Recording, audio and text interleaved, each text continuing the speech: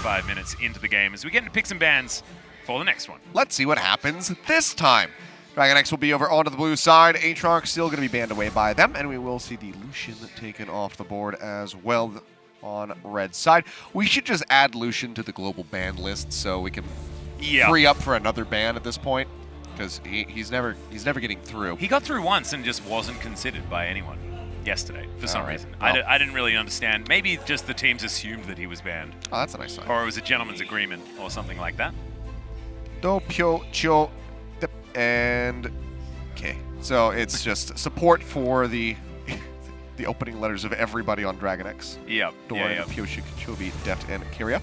But Akali banned on the red side. Syndra will be the final ban by DragonX. Not looking to pick that for themselves, and not looking to have Chasey have that again, because it was like I said, pretty good performance from him on the Syndra overall. And Misfortune will again be banned away from Deft. And I like that DragonX did this, the banning of the Blitzcrank, much like any like bronze player in solo queue that has just been abused by a Blitzcrank player in the AD carry position. They're just like, nah, I'm just not dealing with that again. It's annoying. Okay, well, first pick Rise for DragonX. We'll have to see where exactly that one's going to end up, because that can be flipped around to multiple lanes. It will be Lee Sin for Winter. Very strong performance on the Rex side. Let's see if he can be just as impactful and proactive with the Lee Sin this time around. And it will be Varus for Jaguar, so going to be looking to take that into his own hands after Deft kind of fumbled it. Yeah, the Jaguar's going over there, and there's no answer in the Blitzcrank available. Pyoshik could just take the opposite side of this matchup, and of course, Winter picking the Lee Sin means that the Rek'Sai is pretty comfortable now on DragonX's side, so Pyoshik is going to very happily snap that one up. I wouldn't mind just Thresh being picked up here, keep flexing the Ryze mid and top, and then just take a strong support onto the bottom side, and also deny the Thresh from the Varus-Thresh combo, but this will be interesting. Deft opting in to the Xayah when something like a Senna still available here in the AD carry position, but it looks like the tier list for Deft is going to be the Xayah. Yeah, I mean, after they locked down the Varus on the red side, they did ban Xayah away from Jaguar, so it seems like, as far as their belief is concerned at least, it's that the Xayah is very good into the Varus still. Obviously can dodge out on his ultimate just by using the Featherstorm, so can go up into the air. But now there's going to be a LeBlanc, so something else to try to dodge as a fairly squishy ADC. Yeah, banning the Lissandra here as well, not necessarily a counter pick to the LeBlanc, just wanting to dodge away from the champion that was so incredibly impactful in our last series, despite losing it. Still, Kuzan demonstrating the power on this patch of that particular pick. Aurelia going to be banned away here. Deny that from Destroy, who had a pretty good game on the Mordekaiser, all things considered, and the Rakan just to get rid of the Lovers duo. That being said, I was expecting something else out of Keria, most likely a Thresh or Nautilus to come in. Possibly the Nautilus pick away here for the Varus Nautilus lane, and also to deny that strong support from DragonX. A possibility. We'll see where exactly Mordekaiser ban could be good here. And it is going to happen. Okay, there we go. Good call. Got there in the end. Yeah, they did, and that's going to be the Thresh. So our first Thresh pickup today, we did see it banned away in game number 1 here of this series. Do see that locked in. And the answering Nautilus is a pretty predictable one here. Don't need to be a world-class analyst, thank goodness, because we don't have any on this broadcast. But don't need to be one to be able to work that one out. And that's going to be locked away as Keria going to consider what to round out this roster with. And we have a bottom lane, theoretically, unless Nautilus is going to be flexed. Chovy, of course, the Dark Technologist himself, could be doing that. Malzahar is another option. That would have been a classic. Also a classic for Chovy is the Galio. Made his name on this particular champion and has been flaunting with it a little bit on in solo queue. And that's going to be locked away. About it, and will be the Galio in the end. So fair amount of AP here for the side of DragonX. Spear Gaming with a final pickup. What do they want to go for in the top lane? Seems like it might just be the good old GP. Yeah.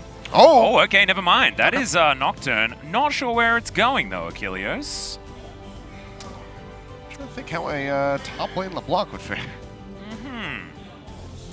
mean, top lane LeBlanc was done by Flandre, I believe, the first time over in China back in 2016. Certainly was a fun series, that one. He built a Trinity Force in that game. However, I don't know how 2015 LPL statistics are going to be relevant here in 2019 preseason League of Legends. Probably not very. No, probably not very. You never really know.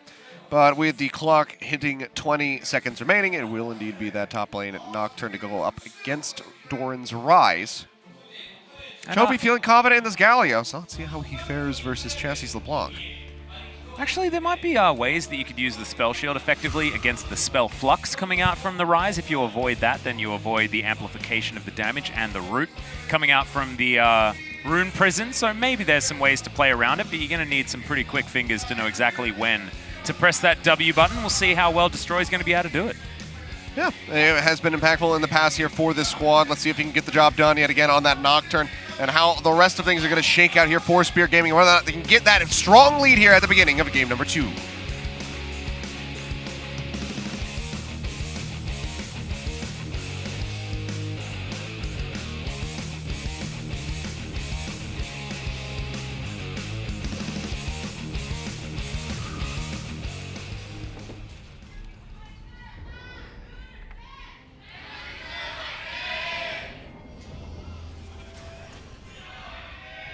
We did it. Oh my god. Nailed it. Absolutely fantastic stuff. Getting some more fans after that game 1. Yeah. I hope Sunke was giving the fans a shout out for being able to just completely get the fan chant working. Would be nice. I didn't quite hear what he said. No, neither did I. But the castles also themselves, don't understand. Yeah. They were getting some decent shout outs as far as the fan signs were concerned. Had a big Cloud Templar fan who was holding one up there earlier on. Oh, yes. As per usual. Exactly. Many, many Cloud Templar fans. Couple of them sitting at this particular desk right now. I enjoyed us. We had a conversation actually outside with Cloud Templar earlier before the game started. And I had asked him, because I've been out of the mix for a while, Yeah. Overall, it seems like people are genuinely and generally concerned with how much Olaf there has been as of late because it has an abysmal win rate. So I asked him about Olaf, and he said, very good clear. And I said, okay, but after clear, he's like, oh, not so good. Yeah. And I said, Amumu is better, and he said, yes. Yeah, well, of course Amumu is better. It's Cloud Templar. He knows the power of the Amumu. He will always try to shoehorn Amumu into a composition. And that's why he got into commentary, not coaching. Well, Chovy has his Monster Hunter Galio skin. Looks exactly like one of the monsters that you can kill in Monster Hunter Generations Ultimate. Wouldn't know. Yeah, most people wouldn't know, I'm pretty sure. However, that's what it reminds me of. Astalos, I believe, is the monster's name, as our Chovy clears out the wave very comfortably, and these caster creeps are going to frustrate Chasey just a little bit, but the Electrocute prop comes in, and the Colossal Smash not enough to even out that trade. Yeah, going to be a bit brutal here for a bit for Chovy. Just going to have to chug up on some of those potions, though. Keep himself sustained until he can have the tanky stats start to come through and then just shrug off the damage that this LeBlanc will be offering up. He's already doing that by the looks of things. Pretty comfortably dealing with it as the Umbra Blades coming out here from Destroy to help clear out this wave before any junglers are able to turn up. Frustratingly unable to get towards that creep as our carrier, oh man, just needs an extra link in that chain on the dredge line. Yeah, not quite able to find the hit there. Let's see how Destroy is going to do on this Nocturne. Duskbringer, well, you want to use it for damage most of the time, but it's his only real way of escaping from a gank, unless you include the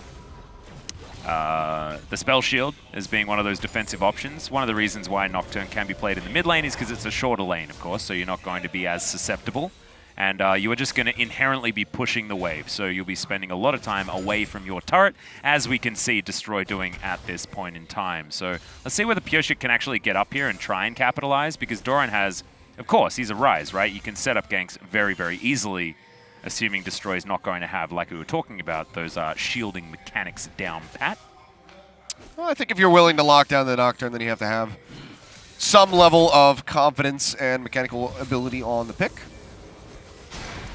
I have to admit, I haven't actually been able to find Destroy's solo queue account, so I don't know how much time and effort he's put in there. Oh my goodness, the Titan's Wrath Dot able to take the Rift Scuttler away from Deft. Here comes a wraparound down from Pureshik. Destroy running up into the brush. It's going to be the hit, the flash in the for the flash. knockout. Didn't have the shield up now, throws it down, but it's a bit too late. That's going to be a first blood for Pyosik here on the Rek'Sai, looking clean. Chovy trying to take it away, but will not be able to find the big raptor. But first blood over to DragonX, so a very solid start for them. Going to be 900 gold up. At level 3, did Destroy actually just not put a level in his shield?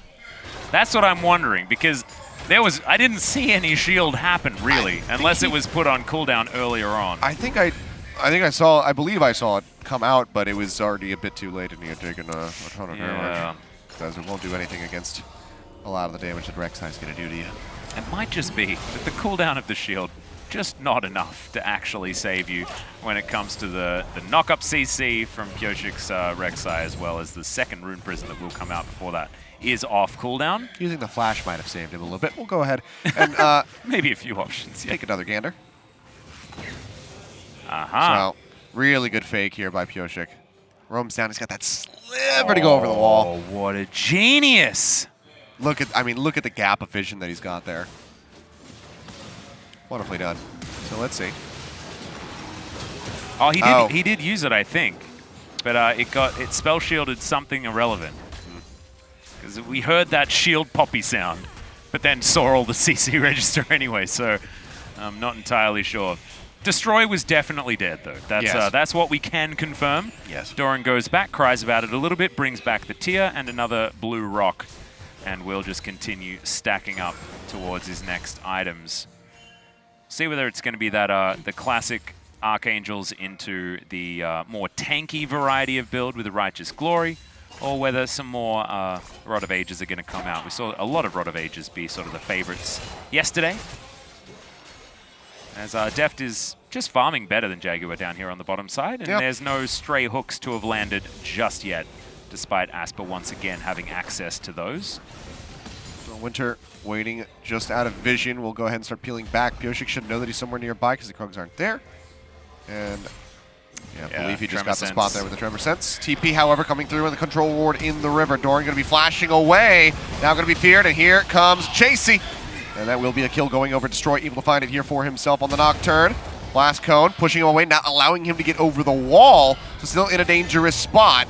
Oh dear, Chovy not going to get it. Destroy, can't quite close that distance despite popping the ultimate. Chovy, in the meantime, going to be going forward.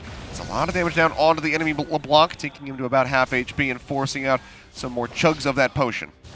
Really cute abuse of the mechanics of the Justice Punch there as well, throwing it in the other direction, but Pyosik not getting the knock-up. Actually, really cute play out of Chasey there.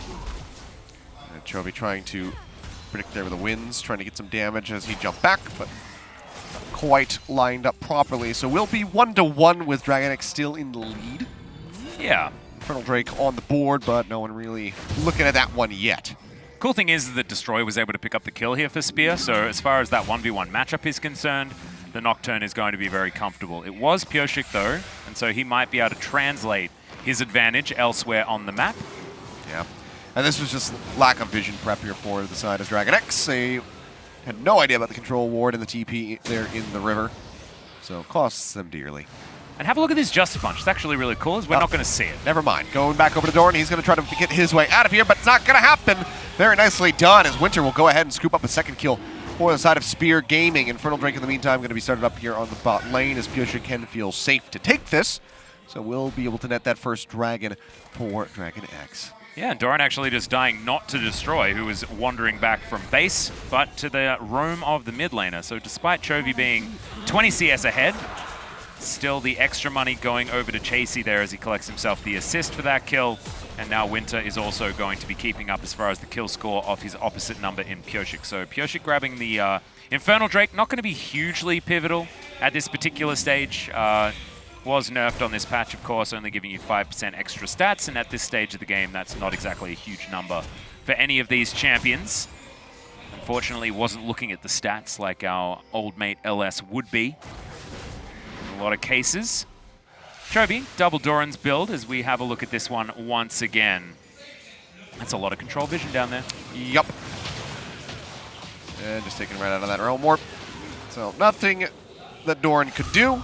Flash, of course, had been burned in the last engagement up top, so still going to be waiting for the second half of that cooldown to come back up. This skin's auto attack animation, by the way, is like so incredibly satisfying. Oh, brilliant. Love watching it, especially when the Umbra Blades is up, which I have said far more times than I have ever said of any other broadcast ever. KeSPA and Keria, though, taking care of these neutral objectives.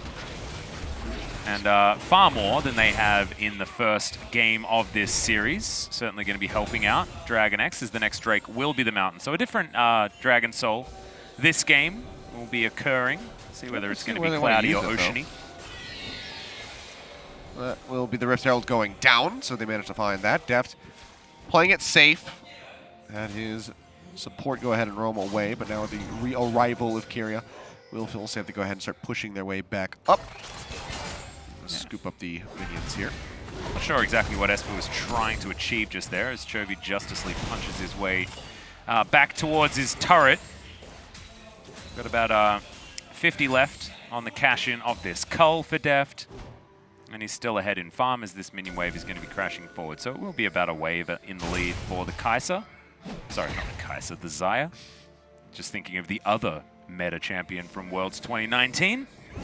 Felt a little bit interchangeable, that tournament. Seeing either of them nearly as much as the Senna and Misfortune have certainly been rising to prominence. And the Varus, of course, being quite popular, especially in this tournament. Yeah. Overall, I mean, I thought that Jaguar was doing a pretty fine job with the KeSPA last game as well. Had a couple nice kills coming through with it. Aiming also had a great game on KeSPA. Was our first one of the tournament yesterday. So certainly shouldn't be overlooked. However, not going to be the be-all and end-all of marksmen like they were earlier on in the year. No longer S tier. No. But Chase coming down, has Winter alongside him, as KeSPA going to find that his tunnel is going to be removed, and Keria, possibly walking into a dangerous location. But the hook is going to miss here, and KeSPA down now on the bottom side, getting the taste for a Thresh. Some auto attack damage there, but onto the Varus. No issue Winter there. Dredge line close. Dangerously so. Has to drop the control ward just to get away though, so at least get that out of him. Keria's walking pretty fast with these Moby Boots. Just finds a ward. Already taunted. See, a lot of damage coming out from Chovy. That was so almost close. had to predict. That would have been gorgeous from Keria, but instead we will just see that Rift Herald drawn down here into the bottom lane. A ton of damage coming out now from Chovy, looking to take out Chasing. The chain's connecting, will root him up. Goes gold in the dodge out on the Sonic Wave. In the meantime, that's going to be Deft taken down. TP into the bottom lane. Destroy, manages to find the kill. And there is nowhere for Keria to go. So we'll just be a double kill for the Nocturne. Meanwhile, back up here into the river. They're going to have to clean this up quickly if they want to get out with some kills. They managed to find one. Jump up, ult coming through. Looking to take down Chasing. Will be able to do so. It's a double kill now for KeSPA. So 2 for 2 will be coming through, as well as that top tier 1 tower, which Doran's got just a little bit of a lead on. Yeah, just taking the plates away is Doran. In the mid lane, we've also got that wave taken care of on DragonX's side. So the trade, it was even. The bottom lane was taken down. I loved the interrupt onto Chovy, and I also absolutely love what Destroy did, who pressed the paranoia button, teleported, and then flew in after that darkness came down, because they had no idea where the teleport was coming from. Really, really cool use of that ability. As Deft, Featherstorm not quite enough, as I believe the ultimate had already registered. Yeah, I mean, it was a great start. It was just a really well-timed play into the box there by Asper. So looking very good and well-versed on that Thresh. Meanwhile, they get the clean up here into the mid lane. KeSPA does a lot of damage as a Rek'Sai, so he was able to finish off Chasey in the end to net himself a double kill. But again, this is feeling eerily similar to game number 1 a bit, just because of how close this is. Gold lead is still going to be there, 1.4 thousand in favor of DragonX at the moment, plus the Infernal Drake, but it just doesn't feel comfortable at all for them right now in the game. And Chovy, once again, has a gigantic advantage. He is 33 CS in the lead in a matchup that he shouldn't necessarily be able to abuse. I mean, you're an Aftershock Galio. Oh. You do farm well, but... the catch here onto Destroy. He does have that flash available, but Doran's chasing in, and yet another kill comes through from KeSPA as he jumps out of the ground. Sonic Wave going to connect in. Resonating Strike just going to be holding on to it, trying to get as much damage as they possibly can, but now it's going to expire. KeSPA, however, still under fire, will fall in the end as Winter finds the kill taking away that red buff as well. So 2-1-1 on the Lee Sin, shutting down Pyosik and giving him his first death of this game. Chovy, however, going to be left alone in the top lane with this tower, which means the first turret of the game shall fall. Yep, colossally smashes that one. A little bit disappointing that Doran couldn't stick around to get some extra DPS there. You saw Pyosik going pretty hard in the paint. TPing in behind Chovy now. KeSPA arriving, going to be jumping forward with the distortion. Finds the chains, but he is out of there. Oh, should have teleported bottom lane. Might have been able to get in there as there's the flash forward. Well, somebody else is joining in the party right now, and it's going to be Doran. Jaguar going in deep, but Asper will not be able to survive. No flash. The Doran cannot chase in further to try to finish off the Varus, but damn, he barely got out of there. This is some high-octane League of Legends happening right here, but this time it's DragonX actually able to even out a whole lot of these trades. Chasey takes a turret shot just for fun there as Pyosik is now looking for Destroy. Popping in, so much damage dear. being pushed forward, but the fear buys him some distance, and Winter was waiting in the wings over the wall, so was safe enough. We've gotten that extra little bit of shielding coming through. I was a little bit worried about the shield timing, but understanding the fear tether was certainly intelligent. That's how it all went wrong here on the bottom side. Def saying, you know what, I will not step into the box. I'll just stand right on the outside of this one. But really nice dark passage to help make sure that Jaguar got out of there, but with Doran's arrival, just nothing to be done for the Thresh. In the meantime, though, as we go back to live, Mountain Drake has been started up and will be taken by Winter and by Spirit Gaming, so we'll be leveling the playing field as far as the dragon count is concerned, so no Dragon Soul for quite some time, Atlas. Yeah, we need 3 Drakes apiece in order to get there. Quick maths, as the Ocean Drake is what's going to litter the Rift with extra brushes. A lot of fun. Also the prettiest one, because you get all of these flowers in all of the brushes. I wish every Dragon Soul was the Ocean one. It's just so pretty. Pyosik going to be taking down Shelly here, up for the first time at this point, and you can see that that's exactly what DragonX was focusing on, because they have so many wards up here on the top side of the map. We'll just go ahead and take that one away. Look to knock down another tower. They still have an advantage in that regard. Here comes the taunt. Manages to find Destroy, and Fear will still come through, but Destroy's going to have to get the heck out of there. He's got a Blast Cone to create some extra distance, plus a Dark Passage. So will not be taken down, but that is a damn scary Galio. Yep. Was half expecting there to be a pause or a toilet issue, because I would be extraordinarily terrified if a huge gargoyle came out of a brush like that, especially if you were just admiring the flowers that I was talking about before, and all of a sudden, huge, you know, monstrous-looking gargoyle. Chasey down here was considering looking for Doran, but doesn't find him there with his limited vision that he had available to himself. And you can see just the mismatch as far as the areas of control on this map for either team. Bottom side seems to be focused a hell of a lot by Spear Gaming. However, DragonX certainly looking topward for their options. And now this outer turret should be the way that they capitalize. Winter looks for a Q, but doesn't actually find anyone in that brush. And the rest of DragonX now setting themselves up. Shelly, and the charge. You can't hit her with the ultimate. No, you cannot. So that will just be the tower falling to the charge. As Pyosik just goes on a little bit of a mosey on by. Decent chunk of damage there from Chasey, but nothing to be concerned about for the members of DragonX. Now just going to be setting up here, getting some farm coming through for Def to try to build up the Saya. So far, it's just going to be the Essence Reaver for him. Yep. But going back to base, let's see what goodies he can afford. Might be a fair bit. It feels like a while since he's been back there and had that Cull cash in as well. Plus out farming. Just a BF Sword pickaxe. Not bad at all here on his way to second item Infinity Edge. The understandable choice for the Xayah. Try and get to that 2-item spike as fast as possible. Righteous Glory going to be coming in second for Doran after completing the Rod of Ages. Like that one, doubling up all of the scaling options, all the tankiness, and it's just going to mean that his Archangels is going to be a little bit later or non-existent, as the Seraph's Embrace is probably going to be the instant upgrade. Don't mind it, respect it. Yeah. And having the tankiness against especially the Nocturne is going to be important. All that lethality already built up. Second Serrated Dirk completed after the Duskblade is done. Umbral Glaive, we'll see whether it does come out. Just to try and get that Blackout passive back as Carrier spots that there's a couple of people in this brush. Yeah, Nope's out of there. Dredges out, yep.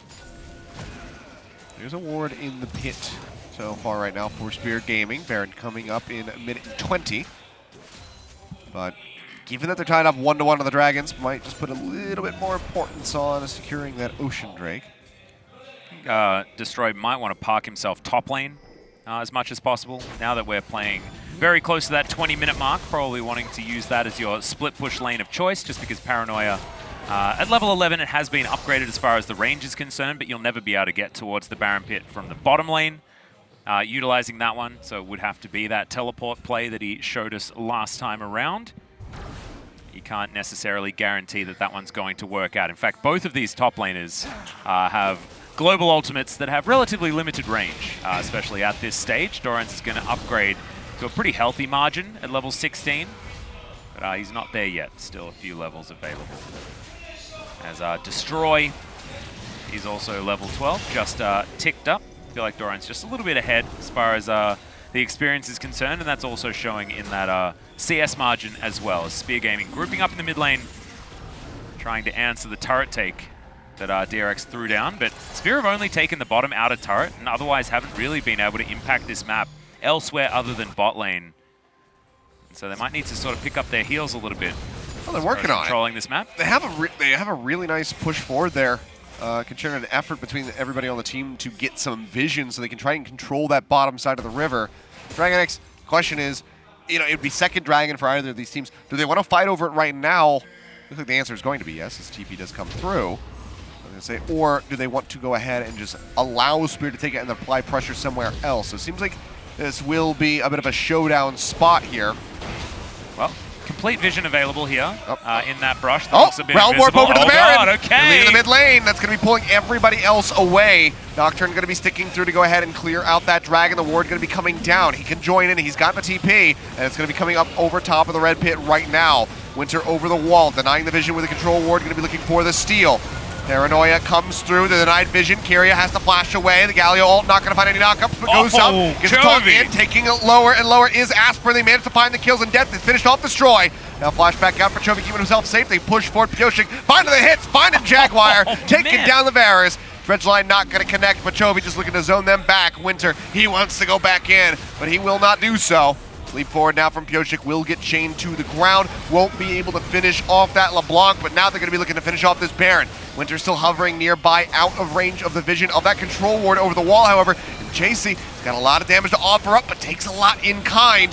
As Death throws out the feathers. Baron falling lower, JC going to go in, Kyria nearly going down. Looks for the Dredgeline, can't quite connect it, finding the clone, and they're playing a very dangerous game right now. Our DragonX, Winter comes over the wall, and he takes the Baron away!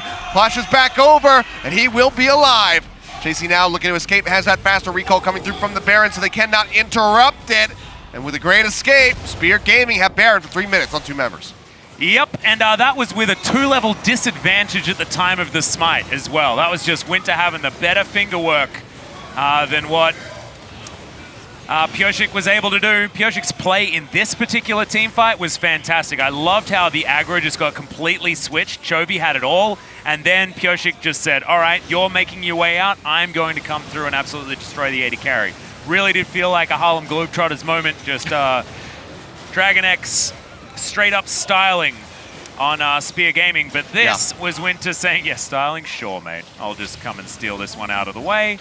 Kicks out, I believe it was Chovy, and gets that CC down, makes sure that there's no way that he can be interrupted. Loved it. All right, well, it looks like Asper actually did respawn, as did Destroy. All right, easy peasy. So, yeah, a lot better as far as having multiple members with the Baron buffed in, so a lot more than I had anticipated. It was hard to check and see who was alive in those final moments. There's so much that you have to look at right in the center of the screen. Siege set up now by Spear Gaming right here into the mid lane. And DragonX, surprised that they're still playing this far forward, looking for the Dredgeline hit there. And depth charge will go out. Hook over on a Trophy, drags him into the box. He'll go golden. Paranoia. So burned. He'll take the Justice Punch out as the Dredgeline comes back through. Jump into the back with the Paranoia. Featherstorm comes up, and they just absolutely get rid of Destroy. Now, hook in, however, onto Pioshik. Zone is going to have to be used. Daph manages to pick off another one as Jaguar will go down. That's going to be the Sonic Wave in, but can't take the resonating strike. Winter just so damn low. Pioshik comes up with yet another kill. well. Doran falling lower and lower. The chain's coming in. Distortion up. Chasey looking for that hit, but Chovy goes forward and takes him down. That is the ace. They lose no one on the back end of it, and just like that, there's no more Baron buff to worry about. Yep, that's how you do it. That's how you deal with the Baron buff. You just bait them in to try and siege your outer turret in the mid lane and then get hooked. That's what happened. Chovy just gets hooked, presses his Zonya's button immediately, waits for that aggro transfer to come through. Another stopwatch utilized. The heroic entrance comes down, and DragonX just utilized their ability to nip in and out of these fights so well. They come through, and Def just noped out of this fight like halfway through as well. He's like, I'm just going to start pushing. You guys have your fun moving up the river. I just don't move as fast as you. Yeah. A great start. You know, it looked like for Spear Gaming, they had the Paranoia pop. Nocturne waiting around in the back, but he separates himself completely from the rest of the squad. There's just no one there to protect him. The Dark Passage is already thrown down. You can see it right there in the back line, so there's no way for them to try and evacuate that Nocturne out of the fight. And from there, it just all spiraled out of control. Chasey feeling like he's got enough burst damage to take him down, but not to mention, so Pyosik gets hit by the Sonic Wave. He was definitely dead to the follow-up Q, but Winter can't go in because he gets Rune Prisoned, and then as soon as the Rune Prison wears off, the Void Rush comes through. So he's untargetable anyway, and then dies to the ult. Oh, man. Beautiful stuff. It was hyper-aggressive. The fact that Pyosik survived was ludicrous. Now has a GA, so he's definitely going to if it happens again. And you've got an 8,000 gold lead, sort of out of nowhere. Yeah. Blooming onto this rift. This has really bubbled up pretty quickly. Yes, it certainly has. So 13-6. Tower will still fall. This is that's how Spear wanted it to go the first time. Pyosik just chilling in this brush here. I think he might be waiting for the timer on this thing. They're going to spot him. They have spotted him. So Pyosik. No, I don't think they've spotted him. He's in brush. Not spotted him? He's in brush. Yeah, he's in brush. You're right.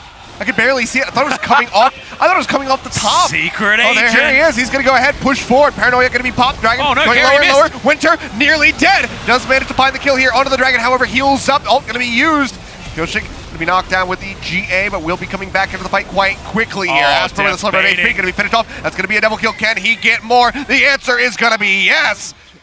And Winter now, he's just going to go home in full vision of his opponents. And they're now Chovy flashing forward. Just come over the wall. Double flash going to be invested. They get the spam on top of his corpse. And that is yet again going to be an ace in favor of DragonX. I like how Chovy immediately starts backing, but Carrier starts spamming. So, of course, we've got to all get the spams in amongst there. It is going to be the game here for DragonX. I mean, unless Chasey and Jaguar can pull off a miracle, they do have the fast respawns here, but already one Nexus Tower going to be gone. 2 members alive. Now let's make it 3.